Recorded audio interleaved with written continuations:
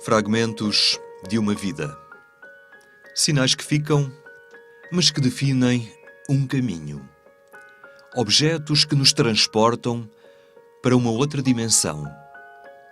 Aquela em que a irmã Lúcia estruturou a sua vida, construiu o seu percurso de igreja depois dos acontecimentos inesperados que marcaram a sua infância. Lúcia de Jesus, a vidente de Fátima, a religiosa carmelita, poderá, dentro de algum tempo, ser na igreja um sinal, um testemunho de santidade. Amanhã, em Coimbra, encerra a fase do inquérito diocesano do seu processo de canonização. Seguirá para Roma, com uma vasta documentação recolhida, estudada e organizada por um esforço de anos que tornou ainda mais conhecida esta mulher, a quem, ainda menina, Nossa Senhora apareceu. De facto, estamos a chegar a um número que vai superar as 15.000 páginas e estas páginas têm que estar todas carimbadas pelo notário, neste caso uma notária, têm que estar todas numeradas e temos que fazer duas fotocópias, uma será o chamado transunto e outra será a cópia pública, que este sim será este duplicado que irá para Roma. O que entenda, estamos a falar de facto 15.000 páginas vezes 2, onde tem que estar tudo controlado para saber que não falha nem um número, nem uma fotocópia, nem um carimbo, porque de facto em Roma a primeira análise que irão fazer não é tanto ao conteúdo dos documentos, mas à forma como o processo está apresentado. E não pode falhar nada de acordo com aquilo que são as instruções dadas pela Sanctorum Mater. Muitas cartas, muitos documentos, horas extra na Aliança de Santa Maria, a congregação religiosa onde funciona a vice-postulação da causa de canonização da irmã Lúcia. Sim, com todas as copistas que foram nomeadas, com as minhas irmãs que estão a colaborar voluntariamente, sim, temos trabalhado várias noites pela noite dentro, a fim de termos a certeza que tudo se apresenta na medida da nossa possibilidade, feito de acordo com as indicações da Congregação das Causas dos Santos. Mas tratar da santidade de alguém terá que ser tarefa tão burocrática? Ainda que à partida pareça demasiada burocracia, eu penso que representa rigor, seriedade e respeito pelo tema que se está a tratar. De facto, o tema é a santidade, neste caso da irmã Lúcia de Jesus. Lúcia de Jesus merece-nos todo o respeito, porque é uma mulher, é batizada, é uma cristã, foi consagrada, viveu uma longa vida, só isso nos merece um grande respeito pela sua pessoa e esta burocracia também espelha um pouco esse respeito pela pessoa. Por outro lado, o tema que se trata é sério e delicado, é a santidade desta pessoa e aí sim entra todo o rigor e toda a exigência que este processo com a sua burocracia também vai defender e, portanto, ainda que à partida pareça tanto, eu sinto como uma questão de justiça. Lúcia de Jesus viveu 97 anos, a maior parte no Carmelo de Coimbra. A vidente de Fátima era aqui apenas mais uma religiosa na comunidade. Mas era impossível não olhar para ela como uma pessoa especial. Eu vivi com ela como religiosa carmelita e, portanto, foi assim que eu a conheci. Já não a conheci como pastorinha, logicamente, mas viver ao lado dela e recolher o testemunho de simplicidade, de humildade, de fidelidade dela na vida do dia-a-dia, em que ela era uma irmã carmelita como qualquer outra irmã, fazia tudo como qualquer outra. Ela ia à oração, ao recreio, às refeições, trabalhava como qualquer irmã. E o esforço dela era mesmo esse, para que fosse considerada uma carmelita entre as outras. Não queria nada de especial, não queria nada de particularidades e, portanto, era muito humilde. De facto, o testemunho dela nesse sentido era muito importante para mim, porque era uma pessoa que podia ter tudo, em termos de humanamente falando, ou até mesmo de atenções e de tudo, e ela fazia o mais que podia para passar despercebida. Fazia o possível, mas era difícil resistir aos apelos das irmãs que sempre quiseram saber mais acerca da infância e do que Lúcia tinha presenciado na Cova da Iria. Sim, principalmente nós, as mais novas, metíamos muito com ela e fazíamos-lhe perguntas e ela respondia sempre com muita simplicidade, com muita alegria. E pronto, não fazíamos propriamente perguntas diretamente sobre as aparições, mas sobre a família, sobre a relação que ela tinha com a Jacinta e o Francisco, sobre como é que eram as coisas naquele tempo e depois também sobre a parte quando ela esteve nas Doroteias, como é que era a vida lá e muitos episódios que ela tinha que recordava com uma memória excelente, porque ela lembrava-se de tudo ao pormenor. Quando ela começava a falar da família, por exemplo, lembrava a casa onde nasceu, a casa paterna, e ela sabia o que é que estava na gaveta da mesa da cozinha, o que é que estava no quarto, naquele sítio, no outro. Tinha uma memória fantástica, de facto, e contava as coisas com muita vida, com muita alegria, e de facto era muito interessante ouvi-la falar, cativava, prendia mesmo a atenção. Dom Virgílio Antunes é o bispo da diocese em que se encerra esta fase do processo de canonização da religiosa portuguesa. É com satisfação que reconhece que os anos de espera se traduziram num processo bem organizado e que facilitará a fase romana que agora se inicia. O processo foi bem conduzido nesta fase, sobretudo com o auxílio da postulação, mas sobretudo da vice-postulação aqui em Portugal.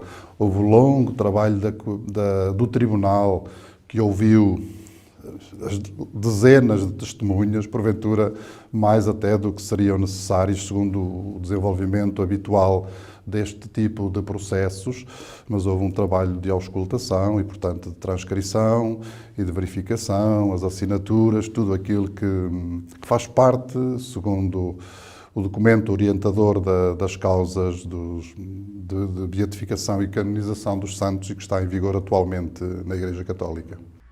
Este trabalho foi assumido dentro do Carmelo de Coimbra pela irmã Ana Sofia.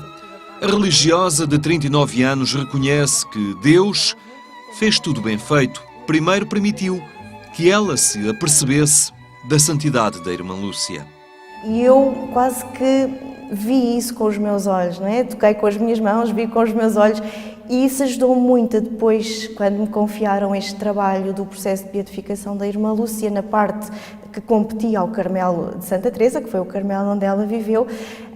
Isso ajudou-me muito a não desanimar e a não me sentir, às vezes, com vontade de deixar lá, isto não interessa, porque nós já temos o nosso trabalho, não é? Como é próprio do Carmelo. Temos o nosso horário, que é bastante apertado, e depois o trabalho da causa de beatificação foi muito sobrecarregante.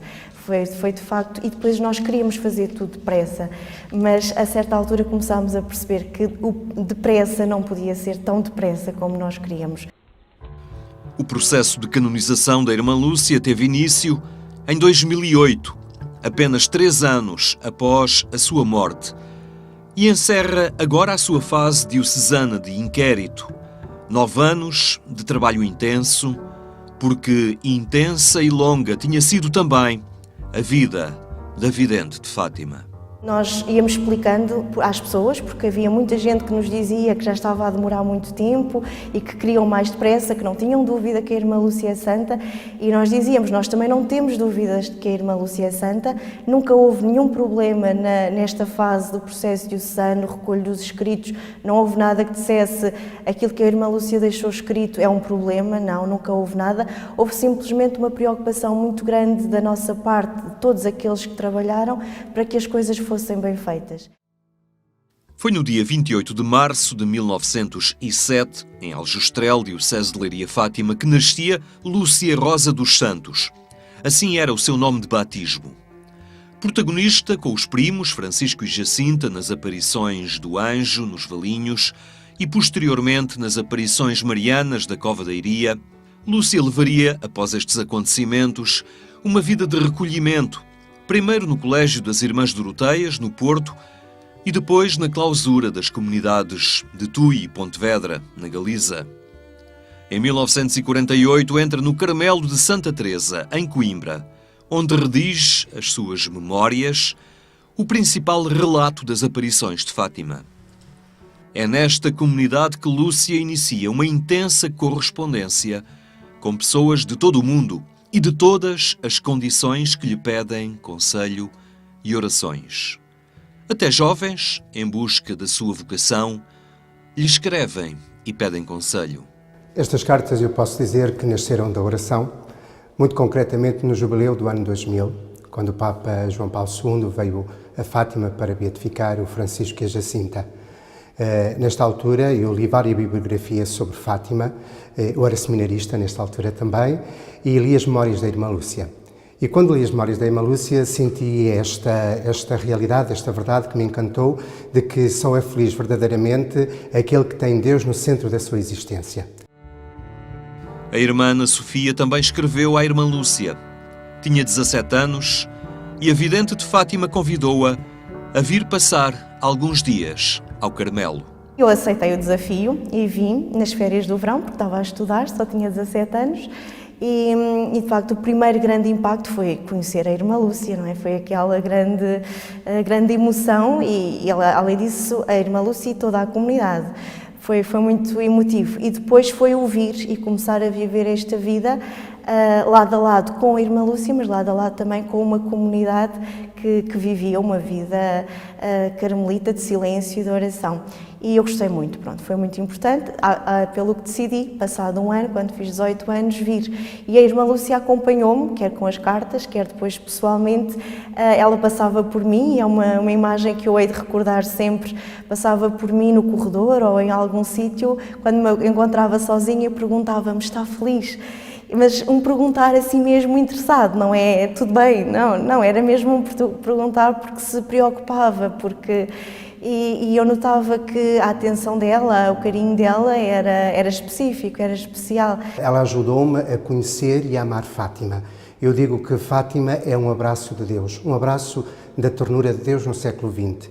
A Irmã Lúcia, pelo seu testemunho, ajuda-me a ir a esse abraço, e a acolher esse abraço e a viver nesse abraço. E nos momentos, todos temos nos momentos bons e menos bons, eu gostava de pensar neste Carmelo, neste lugar onde ela estava, e mesmo sem me conhecer e lendo aquilo que eu escrevia, ela rezava por mim. O Papa João Paulo II disse que o Francisco e a Jacinta são duas candeias que Deus acendeu, e eu gosto imenso deles. Eu tenho algo de dizer que a Irmã Lúcia é um rasto de luz na grande luz de Deus, que ela nos deixou através do seu testemunho e para mim é completamente reconfortante. Lúcia viveu 57 anos no Carmelo de Coimbra.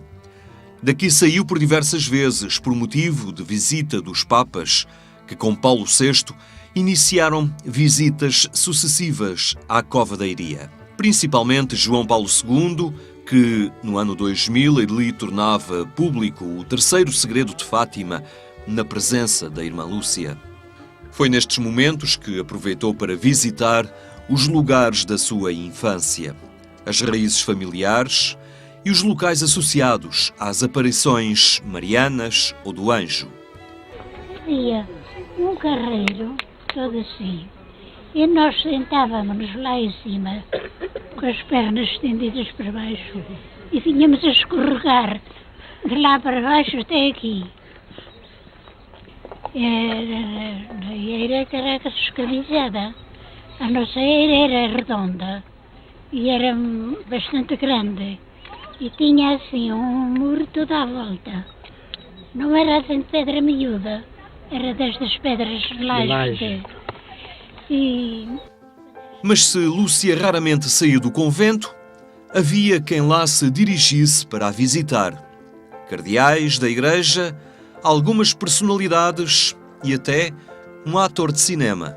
Tivemos a visita do Mel Gibson, que foi de facto uma novidade muito grande. Ela não tinha a noção de quem era o Mel Gibson, como qualquer um de nós tem, porque o conhece do cinema, mas ela viu o filme, porque o Mel Gibson teve essa atenção de mandar cá uma pessoa que colaborou muito perto com ele, e antes do filme sair nos cinemas, nós pudemos ver o filme aqui no Carmelo, toda a comunidade, e a Irmã Lúcia estava presente e apreciou o filme, naturalmente. Depois o Mel Gibson quis vir pessoalmente, passado algum tempo, quis falar com a Irmã Lúcia, quis estar com a comunidade, e foi muito interessante, porque também aí a gente vê que uma pessoa que é tão conhecida e no fundo estava ali quase que emocionado a falar com a irmã Lúcia. E a irmã Lúcia, pronto, teve com a sua naturalidade, como ela sempre se comportava, porque isso tanto faz ser um cardeal, uma pessoa conhecida, como uma pessoa muito simples. Para a irmã Lúcia, o tratamento que ela tinha era igual. Foi um dia diferente no Carmelo de Coimbra, com Hollywood em busca da irmã Lúcia, através de Mel Gibson, mais conhecido pelas irmãs mais novas da clausura do que pela vidente de Fátima. Exatamente, até porque ela não vinha com muita naturalidade e nesse dia nós dissemos-lhe: vai, irmã Lúcia, vai, e ela, mas porquê? Pronto, e veio, e de facto acho que foi muito importante, mais do que para nós. Pronto, para nós foi mais uma visita, claro, nunca esperava, por exemplo, eu pessoalmente e nós as mais novas, nunca esperávamos ver pessoalmente o Mel Gibson e a esposa na altura que veio com ele, mas para a irmã Lúcia foi só mais uma visita. Agora, para ele é que nós ficámos muito admiradas, como foi importante. Aliás, ele estava emocionado, notava-se perfeitamente que ele estava emocionado e pronto, ele, aliás, segundo aquilo que nós sabemos, ele veio a Portugal de propósito para vir aqui ao Carmelo de Coimbra e foi embora num avião particular. Portanto, foi da América a Portugal para ver a irmã Lúcia, o que significa muito, Apesar de de algum limite de visitas que ela tinha, por uma questão de proteção da vida comunitária e da sua vida pessoal, recebeu a visita de muita gente. De cardeais, estamos a falar cerca de 48 cardeais, pelo menos pude contá-los, esses 48 certinham. Muitos bispos, sacerdotes, religiosas, leigos, gente que obtinha autorização ou do Senhor Núncio ou mesmo da Secretaria de Estado do Vaticano, do Santo Padre, ou então aqui do nosso bispo, do Bispo da Diocese de Coimbra, à data, os bispos da Lúcia. Foi muita gente que ela recebeu. Ou seja, a sua difusão da mensagem de Fátima, que se faz sobretudo por carta, por escrita, mas também neste contacto pessoal, é extraordinária ao longo dos seus 97 anos. Lúcia nunca esteve fora do mundo. Na clausura, nunca se fechou ao cotidiano e à condição de vida de tantos homens e mulheres que conhecia pelas cartas que chegavam e a que respondia. Uma outra linha de força muito interessante é a preocupação sincera pelo cotidiano das pessoas, com as suas dores, com os seus sofrimentos, também com as suas alegrias do cotidiano. Então temos a Lúcia a alegrar-se com alegrias de famílias, de trabalhadores, de profissionais, e temos a Lúcia a sofrer e a preocupar-se com problemas de saúde, com aflições e angústias de todo o tipo que lhes chegavam. Podia viver uma espiritualidade mais pessoal, uma espiritualidade intimista, alheia à realidade da Igreja ou até alheia à realidade do mundo, a conhecer uma outra notícia. E, de facto, a irmã Lúcia não é nada disso. É uma mulher absolutamente atenta ao que se passa na Igreja e conhece a realidade, conhece as alegrias e as tristezas e conhece os problemas e conhece as grandezas e atenta ao mundo. Também conhece o que se passa nas nações, o que se passa em Portugal e tem a sua própria perspectiva que procura ler a partir da fé, a partir da Sagrada Escritura, a partir da dimensão espiritual da sua vida. Lúcia começa esta intensa comunicação com o mundo a tinta permanente. Depois, escreve à máquina e chega à tecnologia informática, sempre atenta e aberta às possibilidades que os tempos lhe punham à disposição. Uma das coisas que ela recorreu desde muito cedo foi uma máquina de escrever, que era uma máquina de escrever muito rudimentar, a primeira, que está exposta no memorial. Depois, mais tarde, ofereceram-lhe uma máquina melhor, que ela chamava uma máquina de escrever computurizada, porque de facto tinha um ecrã, era ligada à eletricidade, tinha memória e já lhe permitia, por exemplo, quando se enganava, apagar, e isso ela achou que lhe facilitou muito o trabalho e foi muito bom. Mais tarde ainda, quando eu já cá estava e já tínhamos computador, como nós falávamos muito do computador, ela um dia pediu à madre se podia saber como é que o computador trabalhava e disse: se isto me ajudar na correspondência, eu ainda aprendo, porque isto ainda me pode... Portanto, era muito interessante ver na irmã Lúcia esta abertura de mente. E sentia não só o direito de falar e de escrever, mas até o dever de não ficar calada, que é uma coisa que nem sempre acontece. As pessoas facilmente pensam que deveriam dizer, deveriam manifestar o seu ponto de vista, o seu parecer, a sua opinião, etc. Mas depois deixa passar. Outros vão de fazê-lo. E a irmã Lúcia tinha essa preocupação de não deixar passar aquilo que era a manifestação do seu ponto de vista sobre os assuntos mais variados. De facto, o leque da sua correspondência é muito abrangente. Agora o processo de canonização da irmã Lúcia parte para Roma e inicia uma nova fase. Aguarda-se pelo anúncio da sua beatificação. Mas para que tal aconteça, pedem-se graças que indiciem um milagre. Mas neste momento, o processo não se preocupa com milagres, preocupa-se apenas com recolher uma quantidade também que nos pareça, neste caso, suficiente, para provar que já há dentro do povo de Deus, que já há muita gente a afirmar que alcançou graças por intercessão da irmã Lúcia. E de facto já temos muitas, graças a Deus. Já temos até alguns que apresentam características no futuro que poderão ser submetidas a uma investigação mais profunda para eventualmente dar origem ao tal milagre que desejamos para a beatificação. As pessoas, por sua iniciativa, começaram depois a escrever, a dizer que rezaram à irmã Lúcia e que receberam esta ou aquela graça, e nós começámos a arquivar essas cartas. Essas cartas são já mais de 1000, são muitas, e não só de Portugal, mas de todo o mundo mesmo, de todos os continentes. Nós temos recebido comunicações de graça, quer por mail, através da internet, no site da irmã Lúcia, onde algumas pessoas também têm deixado a comunicação das suas graças, e depois por cartas, que é a maior parte.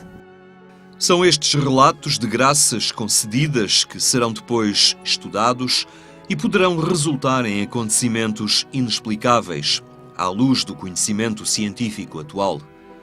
Situações a que se chama milagres e que permitem aceder à beatificação e, posteriormente, à canonização. De Lúcia fica o testemunho de fé, de simpatia e humildade. Não é fácil uma pessoa que está no mundo com esta marca tão forte de ter sido a vidente de Fátima, um dos 3 pastorinhos, etc., saber situar-se em todos os momentos no seu lugar com o grau de humildade que se espera, pois, de uma pessoa que vive da fé, de uma pessoa que é religiosa e depois de uma pessoa que, como nós acreditamos, viu Nossa Senhora dessa forma em que habitualmente tem sido apresentada a partir dos seus documentos, os documentos da Igreja, reconhecida inclusivamente.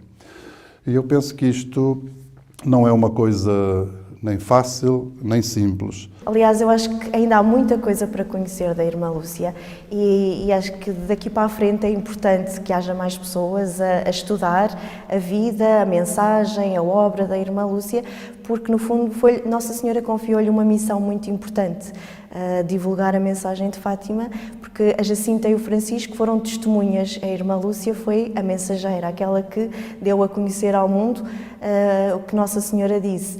E, portanto, isto foi um trabalho de uma vida inteira, mas é curioso ver que foi sobretudo aqui no Carmelo, fechado, entre aspas, que a irmã Lúcia mais trabalhou pela divulgação da mensagem de Fátima. Mas perante tamanha investigação, milhares de páginas e o estudo dos peritos, será que a santidade está dependente de tudo isto? Só seremos santos se tivermos um postulador a trabalhar para nós? Claro que não.